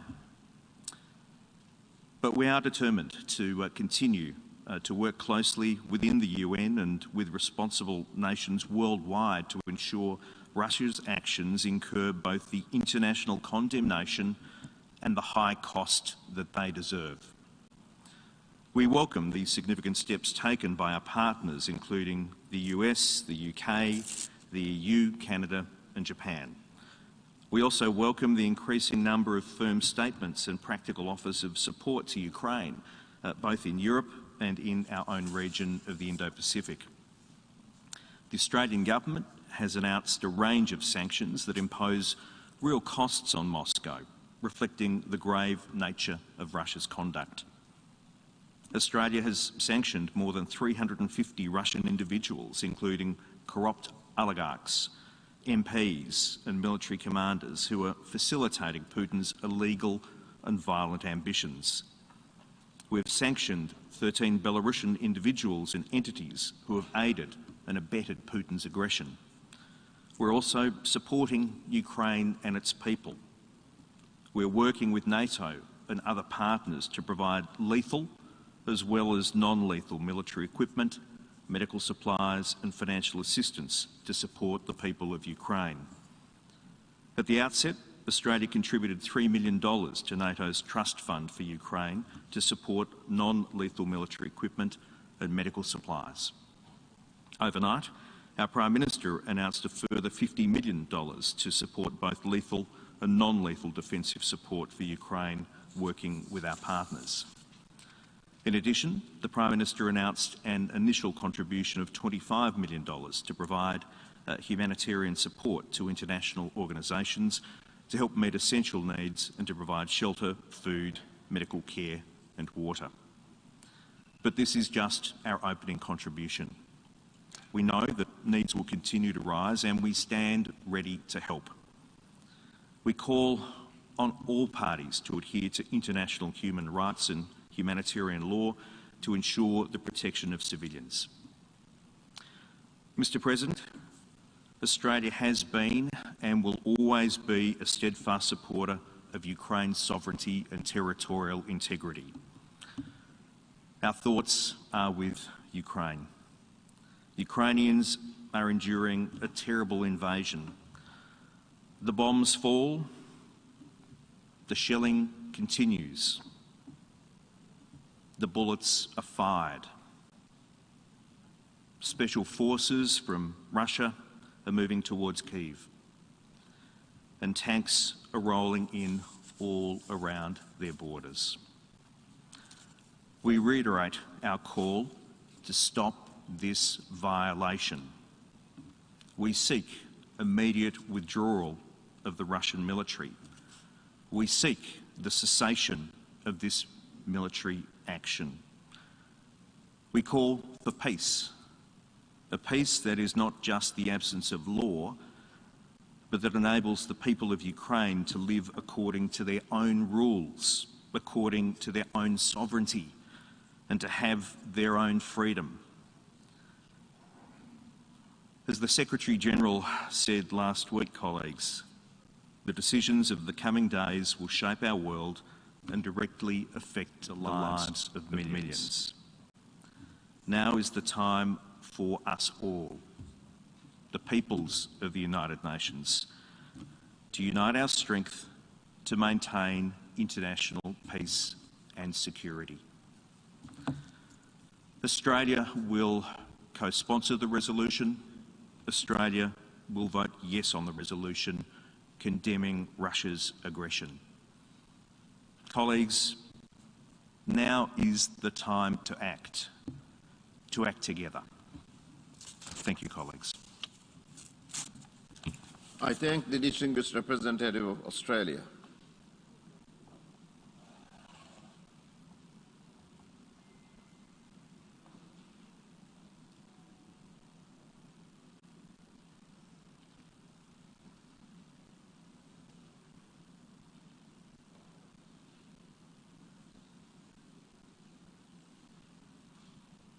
I now give the floor to the distinguished representative of Guyana.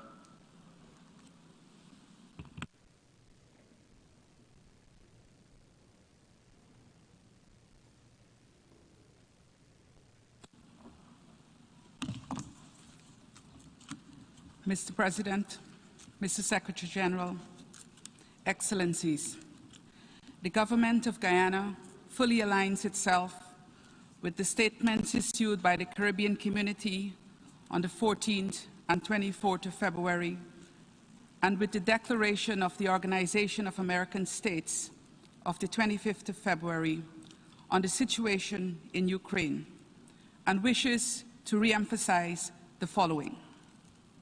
The Government of Guyana is gravely concerned over the recent military intervention by Russia in violation of the territorial integrity and sovereignty of Ukraine, and calls for an immediate cessation of hostilities and a return to diplomacy. Guyana deplores the threat or use of force in the conduct of international relations and urges a peaceful resolution of the differences that currently exist, in consonance with the rule of international law and the provisions of the United Nations Charter. Mr. President, the current military action in Ukraine is contrary to the principles of respect for territorial integrity, sovereignty, and the non-interference in the internal affairs of another sovereign state. The aggression against Ukraine is a threat to the region and countries everywhere. The Government of Guyana therefore supports the efforts of the United Nations Secretary General to bring a speedy resolution to the situation in Ukraine and seize the threat to international peace and security. In this regard, the Government of Guyana fully supports the resolution before us. I thank you. I thank the distinguished representative of Guyana.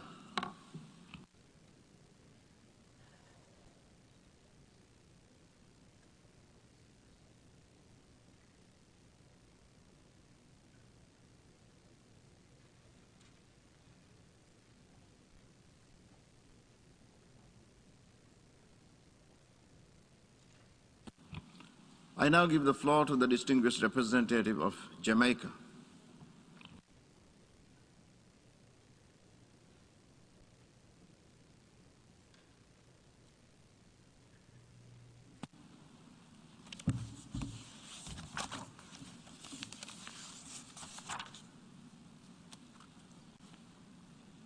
Mr. President, Mr. Secretary General, thank you for convening this emergency special session of the General Assembly, during which we are considering the unfolding situation in Ukraine.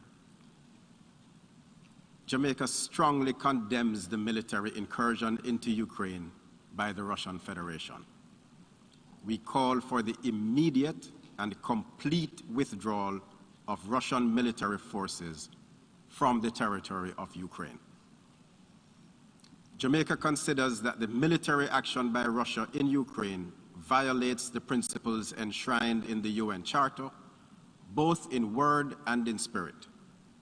It undermines the core principles of respect for sovereignty and territorial integrity, the non-interference in the affairs of sovereign states, and the obligation to refrain from the threat or use of force. Jamaica considers that these are non-negotiable obligations to which all of us as member states of this United Nations have subscribed. Mr. President, Russia's actions over the last few days are deemed as seriously egregious and unjustifiable, especially given its position as a permanent member of the United Nations Security Council, the very body mandated to maintain international peace and security. By its actions, Russia is in clear violation of its solemn duties and responsibilities as a permanent member of the Security Council and member of the UN family. We therefore call on Russia to cease all acts of aggression and open all channels of diplomacy to resolve this dispute peacefully. The global rules-based multilateral system will be under threat if we do nothing. As a small island state, Jamaica recognizes that the international legal framework and the principles of the UN Charter are designed to provide a safe environment for all nations, regardless of size and stature. We cannot allow this international order to be cast aside and ignored with impunity. Inaction by the global community would be most egregious. We must stand up for right, for law, for peace, and demand the urgent cessation of hostilities in Ukraine and the return to dialogue and diplomacy. As members of the United Nations, we have all committed to save succeeding generations from the scourge of war that has too often brought untold sorrow to mankind. The ongoing incursions in Ukraine are a violation of that sacred promise. Military conflict has grave implications for us all. Jamaica notes with grave concern the deteriorating humanitarian situation in Ukraine and the impact on neighboring countries, and call on all parties to ensure that displaced persons, both Ukrainian and non-citizens, and including students and expatriates, are allowed safe and unfettered passage to destinations outside Ukraine if they so desire. In this regard, we welcome the Secretary General's announcement earlier of the measures being undertaken to address these humanitarian concerns. Jamaica reaffirms the view that respect for the principles of international law and the UN Charter remain fundamental to the maintenance of international peace and security. It is only in such an environment that we, the peoples, can continue to work to address and counter the most pressing challenges that confront the world today and in the future. Mr. President, as small states, we see too clearly the dangers of war. We feel too well the threat of disruption of lives, livelihoods, and economic devastation and stagnation. In that sense, today, we are all Ukraine. We too are fathers, mothers, brothers and sisters, sons and daughters. In that sense too, today, we are all Ukraine.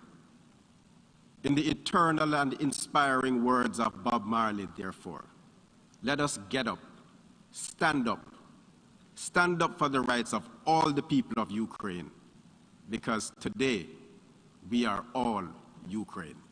I thank you.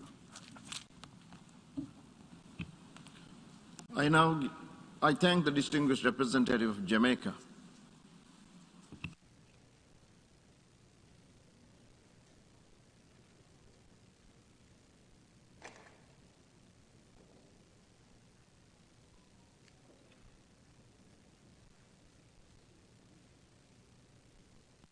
I now give the floor to the distinguished representative of Luxembourg.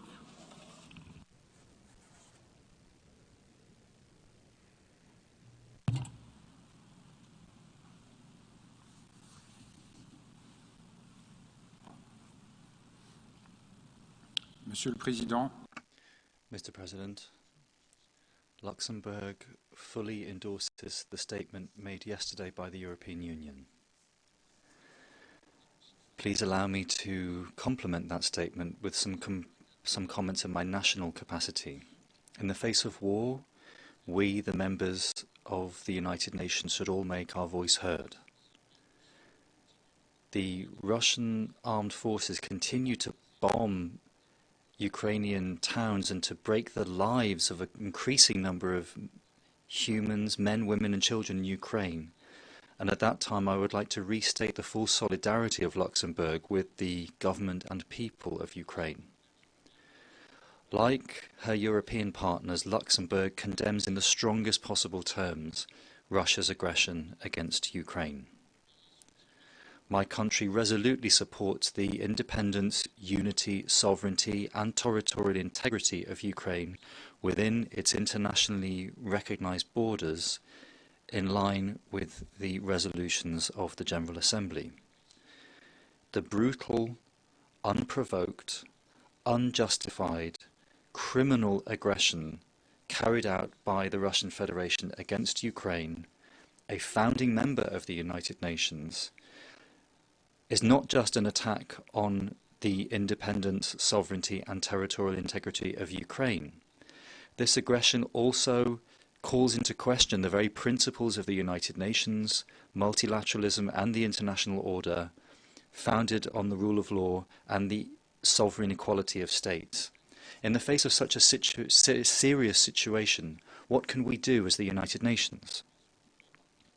Because of Russia's veto, the Security Council was not able to take the decisions incumbent upon it to fulfill its main responsibility for the maintenance of international peace and security. We deplore that. This came at a time when the draft resolution presented last Friday by Albania and the United States had the support of more than 80 member states from around the world. Luxembourg is grateful to the members of the Security Council who voted the day before yesterday in favour of Resolution 2623, therefore allowing this emergency special session of the General Assembly to take place. It is now incumbent upon the General Assembly to fulfil its responsibilities. Luxembourg is a co-sponsor and will vote in favour of the draft resolution entitled Aggression Against Ukraine. This is a strong resolution. It demands that Russia immediately stop using force against Ukraine, that Russia abstain from any threat or illegal use of force against any member of the United Nations, and that it withdraw immediately, completely and unconditionally all of its military forces from Ukraine, from within Ukraine's internationally recognized borders. The resolution also demands the immediate peaceful settlement of the conflict between the Russian Federation and Ukraine via political dialogue, negotiation, mediation and other peaceful means. Colleagues, voting in favour of this resolution means voting to stop the war, voting to uphold the Charter of the United Nations and international law, voting to uphold the rule of law rather than the rule of the strongest. It means voting to save lives, to save the population in Ukraine under attack from Russia. We call on all of this draft resolution when it is put to the vote. Mr. President, we are at a critical juncture for security and stability in Europe and around the world. As the Secretary-General stressed yesterday, nothing can justify the use of nuclear weapons. We condemn Belarus's involvement in the aggression targeted at Ukraine, in particular by making its territory available to the Russian armed forces. We demand that Russia and Belarus instantly comply with international law. Crimes should not go unpunished. This is particularly true for war crimes and crimes against humanity. In this respect, Luxembourg welcomes the announcement yesterday by the prosecutor of the International Criminal Court that an investigation will be opened imminently into the situation in Ukraine. The war in Ukraine has a considerable impact on the civilian population, in particular the most vulnerable. Older people, women and children are paying a very high price. The violations and attacks on human rights are multiplying. Luxembourg supports the efforts within the Human Rights Council to adopt a resolution setting up an international independent commission of inquiry on Ukraine. We call on Russia to stop targeting civilians and civilian infrastructure, including schools and hospitals. We call on Russia to conform with the provisional measures that were indicated to it today to this effect by the European Court of Human Rights. All possible measures should be taken by the parties to protect civilians, including children, humanitarian personnel, and also in civilian infrastructure.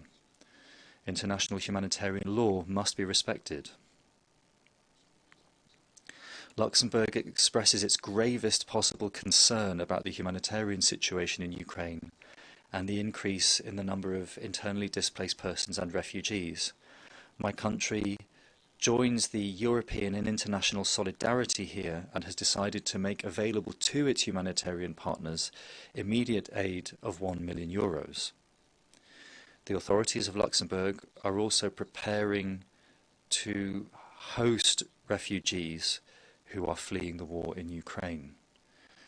We are playing our full part in these solidarity efforts, and we hail the generosity of countries neighbouring Ukraine who are already hosting hundreds of thousands of refugees.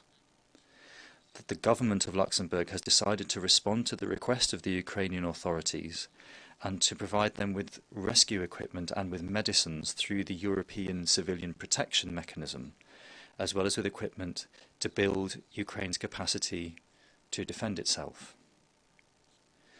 Luxembourg calls for the restrictive measures adopted by the European Union towards Russia and for measures of support with Ukraine. With our European partners, we will continue to support Ukraine on the basis of respect for human dignity, for freedom, democracy, equality, the rule of law, and the respect for the human rights that we all share. President, colleagues, the fate of Ukraine is our fate. The fate of Ukraine is the fate of the international rules-based order. We hail the courage of the President of Ukraine, of the Ukrainian government and people who are today fighting for universal values that the United Nations was founded on. We also hail the courage of Russian citizens who are showing their opposition to the war, despite the repression of which they are targets. Like them, we say to the leaders of the Russian Federation, and I will now switch to the language of Pushkin, to Russian, no to war. Stop this war. Colleagues, today we are all Ukrainians. Ukraine can count on our support. I thank you. I thank the distinguished representative of Luxembourg.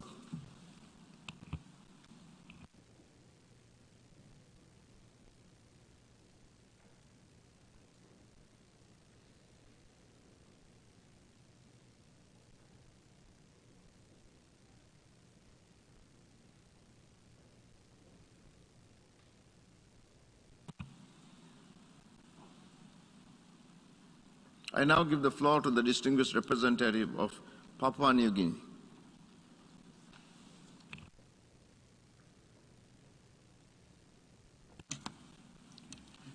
Mr. President, Mr. Secretary General, Excellencies, distinguished delegates, Papua New Guinea feels the pain and the hurt the people and the government of Ukraine are feeling at this trying hour, and we stand in unity and solidarity with all Ukrainians in their God-given motherland. We welcome today's emergency special session of the General Assembly and express our appreciation to the Security Council members who made it possible today. This should, however, not have been the case had the very Security Council entrusted and mandated under the UN Charter for ensuring global peace and security not failed us to live up to its core responsibilities in the context of Ukraine. We are disappointed that some members of the Council, whom we have entrusted our support in good faith for them to uphold the sacrosanct principles of the UN Charter in the Council, have failed us. Looking the other way, at a critical moment concerning our member state, peace and security, and also global peace and security, is not what we expected of Council members, given that they do not only represent their own delegation's interest in the Security Council. It is time such as this that yet again brings to the fore and underscores the urgency for the long overdue reforms of the veto power and the archaic Security Council that remains a prisoner of its past, to the detriment of our collective security, as has been regrettably witnessed in Ukraine today. Mr. President, Papua New Guinea, as a small developing country, depends on the respect for a rules-based international order under international law, including the UN Charter. The importance of upholding this for all countries is fundamental for peaceful coexistence and international relations. No country, irrespective of the economic, financial, military clout, has any right to coerce others in shape or form. It is in this spirit that Papua New Guinea is deeply concerned by Russian Federation's aggressive attack on the sovereignty, territorial integrity, and independence of Ukraine. We strongly deplore their actions. This must cease forthwith, as it contravenes the UN Charter and international law, particularly in the context of a permanent member of the Security Council, as has been rightly underscored by the Secretary General of the United Nations and many other speakers, delegations. We urge for Russia to withdraw immediately and conditionally from Ukraine. We also encourage both parties to use full peaceful dialogue through diplomacy to resolve their differences. We therefore welcome the efforts underway for dialogue and call for the safety and security guarantees for the peacemakers. Rebuilding trust, confidence, and mutual respect between all concerned parties cannot be at the expense of accountability of actions and actors involved in this conflict. We also urge for safe passage for humanitarian relief workers and suppliers to those in need of such assistance in Ukraine and adjacent countries, and convey our gratitude for their selfless work in a perilous environment. We also thank neighboring countries of Ukraine for opening their borders and hearts to receive Ukrainians and others seeking refuge. Mr. President, it is for all this rationale that my country, Papua New Guinea, unreservedly supports the Secretary General for being frank and forthright on this issue. This is the right thing to do. We also fully support and endorse and co-sponsored the General Assembly resolution on Ukraine before us today, just as we also did for the Security Council resolution last Friday, and welcome the Uniting for Peace Council resolution last Saturday. In closing, Mr. President, we also align ourselves with the remarks, with the statement delivered by Fiji on behalf of the Pacific Islands Forum. And I thank you. I thank the distinguished representative of Papua New Guinea.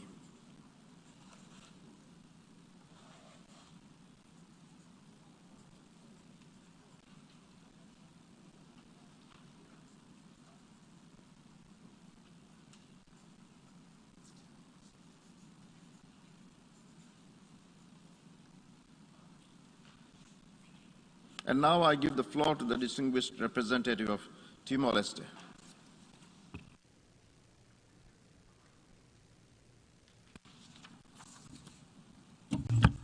Mr. President, Excellencies, Timor-Leste is very concerned with the current situation in Ukraine.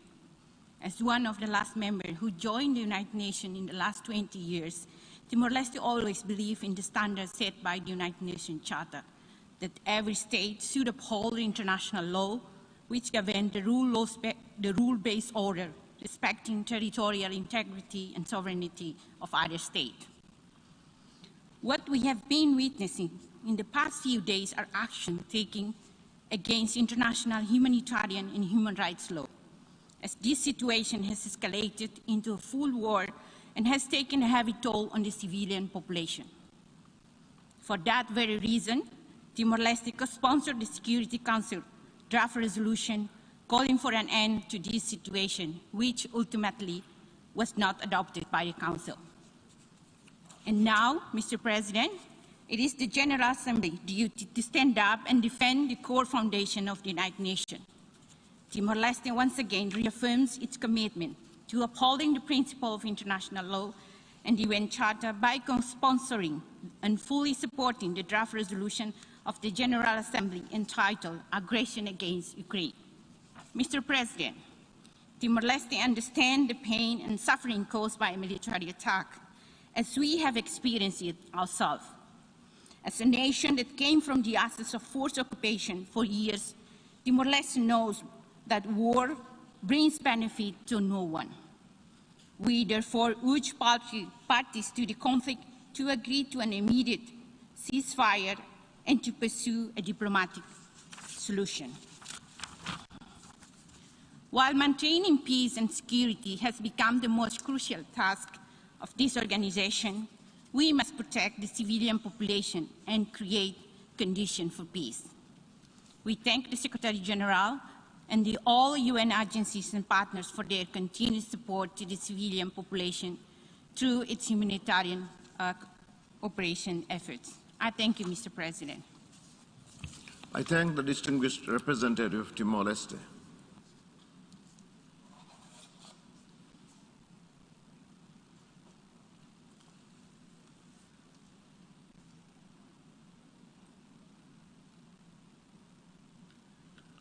I now give the floor to the distinguished representative of St. Vincent and the Grenadines.